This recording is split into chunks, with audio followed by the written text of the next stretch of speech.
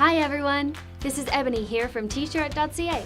Welcome back to another episode of Makeup Monday. In today's episode, we're going to be making some braided t-shirt drinking coasters. How cute are these? All you'll need is a sharp pair of scissors, a few t-shirts, fabric glue, and masking tape. In this video, we'll be using two different shirts, the Gildan 2000 and 64000. First, you want to decide on the colors of your coasters. You can stick with one color or choose up to 3 different colors. You want to cut your t-shirt in vertical strips about 2 to 3 inches in width. Once you're finished cutting all the strips, gently stretch the strips so it will be easier for you to braid. For the next step, we're going to start braiding the strips of fabric together. I find it helpful to tape the strips of fabric down on a table first. Once you finish the braid, go ahead and tie a knot on both ends. Set this braid aside and start on your second braid. Make sure to trim the excess fabric from the knots that you've made.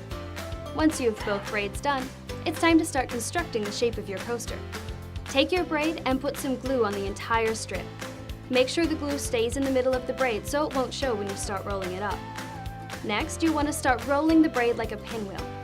Once you've finished rolling the first braid, we'll continue the pinwheel by connecting the second braid onto the first, so then the coaster is big enough to support the size of your cup. Once you've completed both braids, you'll want to leave your coasters to dry for a few hours before using them. And there you go! Now you have some super snazzy coasters to impress your friends at your next gathering. Thank you so much for watching!